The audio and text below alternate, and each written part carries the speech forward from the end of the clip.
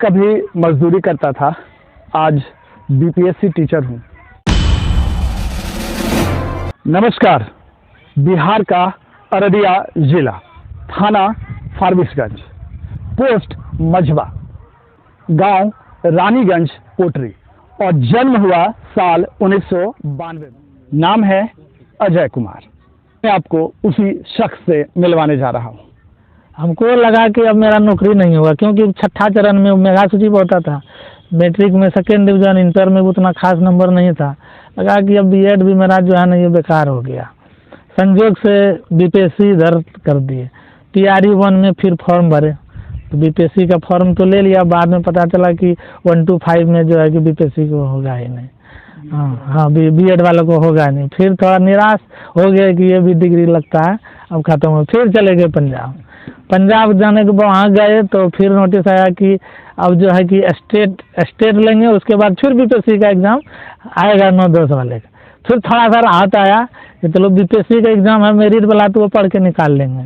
तो संजोग से भैया स्टेट का फॉर्म वहीं से भरे थे, पंजाब से स्टेट का फॉर्म भरे तो काम तो करते थे, वही मंडी में थे। उसके बाद जब एग्ज़ाम का 10 दिन बचा, फिर वहाँ से हम ट्रेन पकड़े, फिर आ गए यहाँ पर आए। जो एनसीईआरटी किताब, एससीईआरटी किताब तो वो लिए, 7 दिन में जितना था सोशल साइंस का सब पढ़ दिए। बस चले गए एग्ज़ाम देने के लिए। एग्ज़ाम देने गए तो संजोग से पास हो गए। 102 नंबर आया उसमें स्टेट में, तो वो तो स्टेट हो गया। फिर चले गए पंजाब बीच में। तो उसके बाद जो बहाली आ गई, फिर 1 लाख का कितना है बीच में। तो अब जो आगे तो अब तो हमको यहाँ पर घर में भी था, पैसे का तकलीफ था, मेरे पास कर्ज भी बहुत थे घर से। मम्मी पापा को इलाज में तबीयत ख़राब हो गया तो उसमें हमको कर्ज लेना पड़ा था। लोन ले लिए थे मोबाइल से, अब उसको चुकाना था। इधर बहाली आ गया। फिर सोचे कोई बात नहीं, पैसे कर्ज वाले को तो देना है, जाते हैं बाहर, वहीं से आकर दे देंगे एग्ज़ाम। फिर चले गए वही मंडी पंजाब में। वहाँ पर गए तो वहाँ बोरी वहाँ फिर वही बात है, पूरी 24 घंटा काम चलता था। हमको पढ़ने का वहाँ भी समय नहीं मिलता था, यदि काम ही ऐसा था 24 घंटा काम, बोरी उठाना, बोरी। बाद में मुंशी का काम करने लगे उसी में, और लिखना होता था। सारे बोरी के एक को मिलाना पड़ता था, जितना होता था रात दिन 24 घंटा तक। तो उसके बाद जब फॉर्म निकल गया कि 24 तारीख लास्ट डेट है, रजिस्ट्रेशन कर दिए। अब फॉर्म भरने टाइम में वहाँ पर ऑनलाइन लेता था फ़ोटो। अब लगा कि हम ये भी छूट जाएगा, लेकिन वहाँ काम छोड़ दिए। फिर हम आ गए यहाँ फॉर्म भरने के लिए। किसी तरह से फॉर्म यहाँ आए, 24 तारीख को फॉर्म भरे। अब एग्ज़ाम का भी डेट निकल गया कि एग्ज़ाम लेना है, 7 तारीख से एग्ज़ाम चालू है। तो फिर उसके बाद क्या किए, फॉर्म भरे, सोचे चलो कम से कम 7-8 दिन तो है, 7-8 दिन में हम अपना जो होगा तैयारी कर लेंगे। 7 दिन में गए, एनसीईआरटी की किताब खरीदे 6 से लेकर के 9-10 तक। उसके बाद करेंट अफेयर्स खरीदे किताब। उसके बाद घर भी नहीं गए, वहाँ से आए, फॉर्म भर, मम्मी पापा से भी भेंट नहीं किया हम। उसके बाद पढ़ना चालू कर दिए, बाज़ार में रूम ले करके पढ़ना। मेरा दोस्त था गोकुंदन जी और हम दोनों आदमी मिल करके पढ़ाई करते थे। जितना होता था वो भी बोलता था कि आप पढ़िए, हम सुनेंगे, हम पढ़ेंगे, आप सुनिएगा, 7 दिन में अब तैयारी कर लेना। बोले ठीक है। तो वही करते थे। 1 दिन का टारगेट रखते थे, 1 दिन में जो भी है, जैसे भूगोल पढ़ना है 1 दिन में पढ़ देना है, भले जितना रात लग जाए। 1 रात में भूगोल, दूसरा दिन हिस्ट्री पढ़ते थे, तीसरा दिन साइंस पढ़ते थे, करेंट, ऐसे करके 7 दिन पढ़े। उसके बाद चले गए, एग्ज़ाम का डेट आ गया पूर्णिया में। तो एग्ज़ाम देने गए तो एग्ज़ाम उस दिन संजोग से टाइम चेंज हो गया तो कोई दिक्कत नहीं था। फिर पर एग्ज़ाम हो गया, एग्ज़ाम देने के लिए। एग्ज़ाम तो हमको जैसे क्वेश्चन पढ़े लगा कि हमको लगता है सब चीज़ जानते हैं। जैसे पहले 2014 में तैयारी किए थे, उसी सबसे इधर जो पढ़े जो था, जो 14 में पढ़े तो वही सब तो हमको फंसने लग रहा है सब चीज़ जान रहे। तो आए तो जब घर आए एग्ज़ाम दे करके, जब क्वेश्चन आंसर मिला, जो आंसर की दिया शाम में, तो हम अपना आंसर मिलाए तो मेरा 82 नंबर आ रहा था। हमको अंदर में लगा कि अब हम मास्टर बन जाएंगे, अब पंजाब नहीं जाना पड़ेगा। तो क्या किए, उसके बाद संजोग से कुछ दिन के बाद रिजल्ट आ गए तो हम भी खुश हो गए पूरा कि अब नहीं जाना होगा। और मेरा सर भी, वो भी खुश हो गए कि इसको नौकरी हो गया। इस नौकरी से अभी बहुत आदमी खुश है। सर, बीपीएससी की परीक्षा देने के समय आपके घर के क्या हालात थे? मेरे घर के हालात बहुत ख़राब थे। मेरे घर में कोई कमाने वाला नहीं थे। मेरे मम्मी पापा हैं, वो उसका उम्र ज़्यादा हो गए, कोई काम अभी नहीं करते हैं।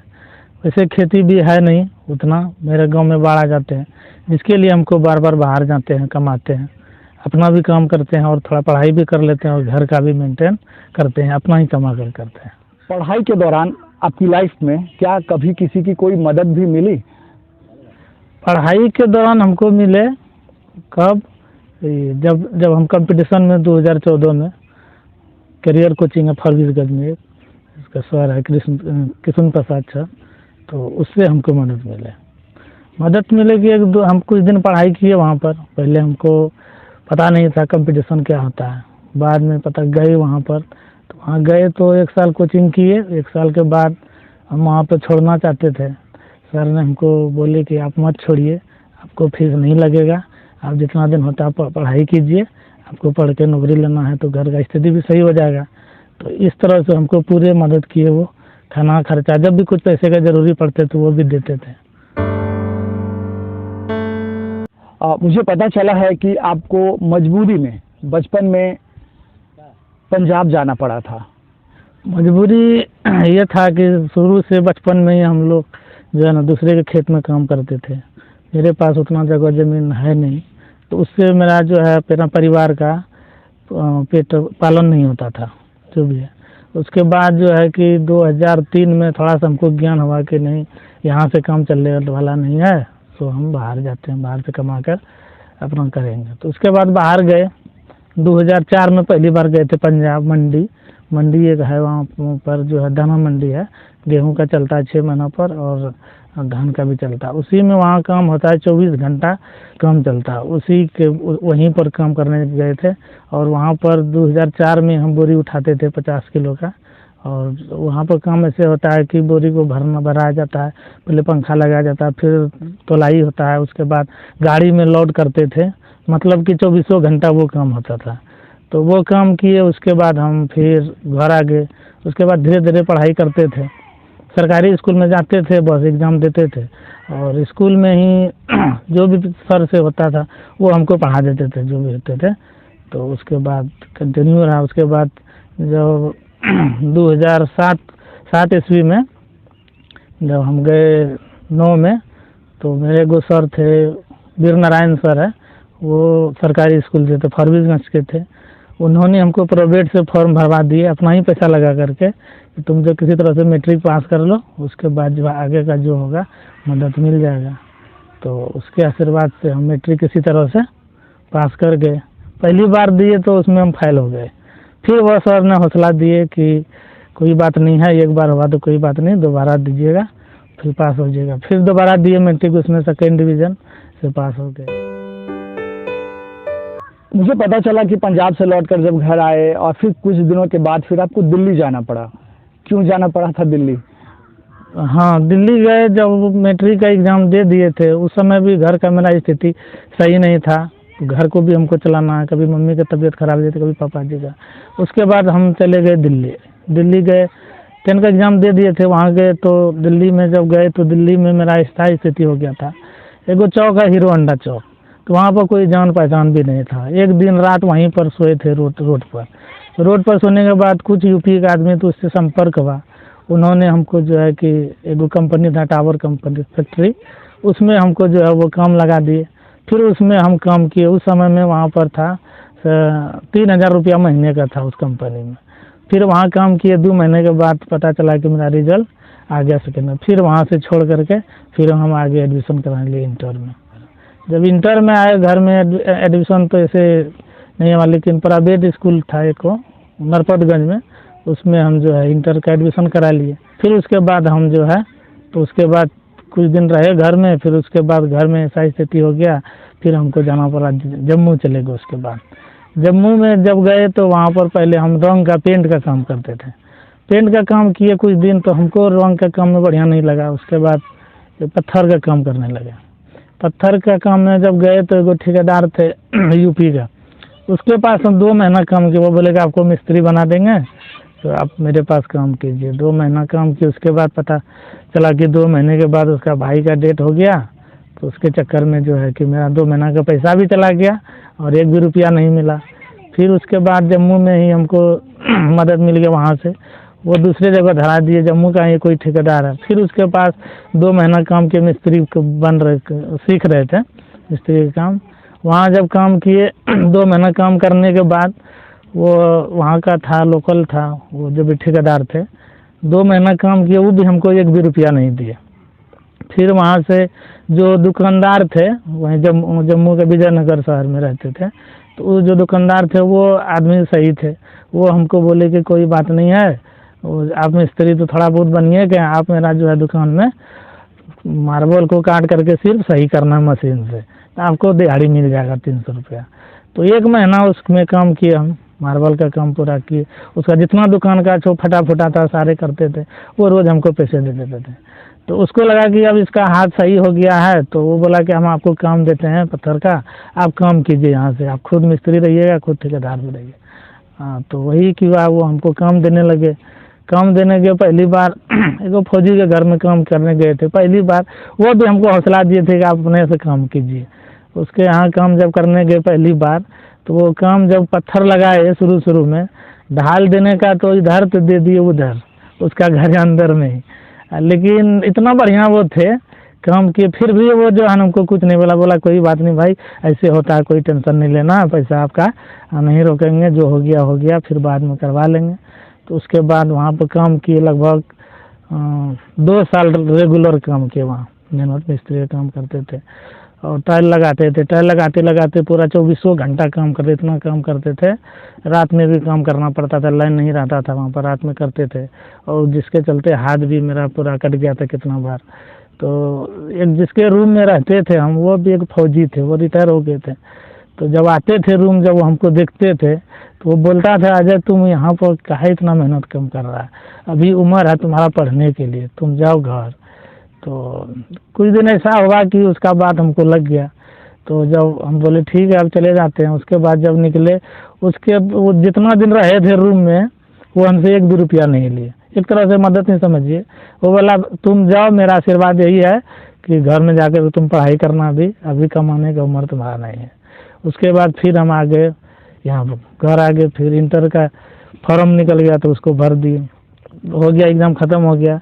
तो जब एग्ज़ाम हो गया, मेरा रूम से लगभग में जो मेरा बगल में 2 आदमी था, बस वही पास हुआ, बाद बाकी जितना था लगभग फेल हो गया हो 8 डिवीज़न। तो जब पास हो गया, वो भी फर्स्ट डिवीज़न थे, तो हमको खुशी हुआ। उसके बाद जो है एडमिशन हम करा लिए पार्ट 1 BA में एडमिशन करा लिए फारबिसगंज में, आज साइकोलॉजी ऑनर से।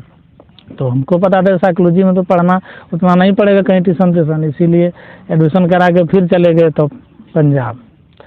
तो पंजाब में भी वही मंडी में काम करते थे 6 महीना का, फिर आते थे पढ़ते थे। तो उसी बीच में एक फॉर्म आ गया था रेलवे ग्रुप डी का, मेरा भाई है विजय, वो फॉर्म भर दिया था, हमको पता भी नहीं था कंपटीशन क्या होता है, नौकरी कैसे लेना है।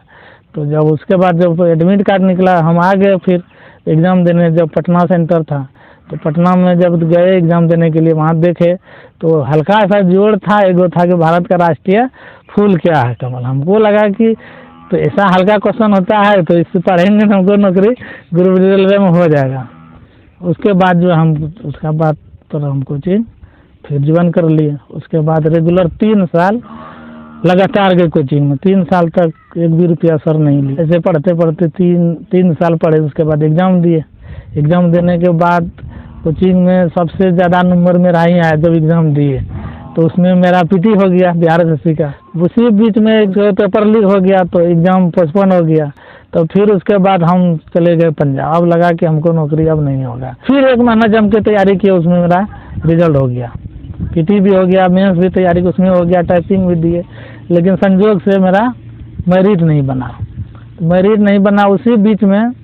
तो अब सोचे इधर तो नौकरी होगा नहीं, बाहर में कमाते थे, सोचे कि B.Ed कर लेते हैं किसी तरह से। तो उसके बाद जो है अगर नहीं होगा तो लास्ट में मास्टर बनेंगे। उसके बाद क्या किए, B.Ed में गए हरियाणा गए। वहाँ पर हमको पता नहीं था, लेकिन मालूम था कि हरियाणा से B.Ed कराते हैं। इससे पहले हम जो है एंट्रेंस दिए थे बिहार में, एंट्रेंस दिए, वहाँ नंबर भी आया, पास भी किए, कॉलेज भी आ गया था। लेकिन यहाँ एक बार पैसा लग रहा था, मतलब 1.5 लाख लगता था, 80,000 एक बार दीजिए, फिर 80,000 बाद में लगेगा। फिर हम सोचा 80,000 तो हमको होगा नहीं, कौन देगा। तो सोचे कि यहाँ कर नहीं करेंगे, जाते हैं हरियाणा में, वहाँ 5,000 10,000 दे करके एडमिशन हो जाता है। उसके बाद हम वहाँ पर कंपनी में लग गए, क्या बोलते हैं, मारुति कंपनी में। मारुति कंपनी में काम किए 6 महीना। 6 महीना काम करने के बाद वहीं से पैसा भी देते थे, कंपनी में काम करते थे, वहाँ पर 12 घंटा 16 घंटा काम करते थे, घर भी देखते थे, घर में पैसा देना होता था। अब वहाँ पर भी पैसा देते थे बीएड का। बहुत सीरियस बातें हो गई हैं, थोड़ा आपके दिल के करीब की बातें करना चाहूँगा। क्या आपने कभी किसी को अब तक दिल दिया है? अभी तक तो किसी को दिल नहीं दिए, क्योंकि हमको अपना काम से जो है ना फुर्सत ही नहीं हुआ।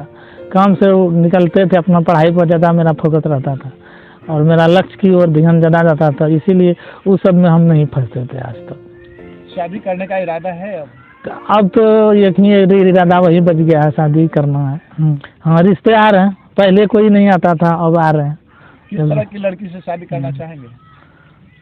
तो जो पढ़ी लिखी हो, सुंदर हो, सुशील हो।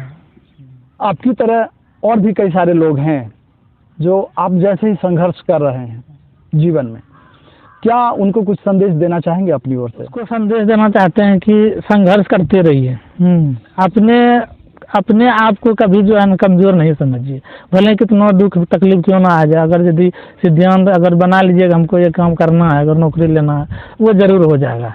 जैसे हमको बहुत तकलीफ हुआ, लेकिन हम अपना पढ़ाई छोड़े नहीं, भले किसी के पास उतना ही पढ़ते, लेकिन अपना सेल्फ करते थे। शाम में जितना ही समय क्यों ना हो, पढ़ते रहना चाहिए जब तक संघर्ष पूरा ना हो जाए।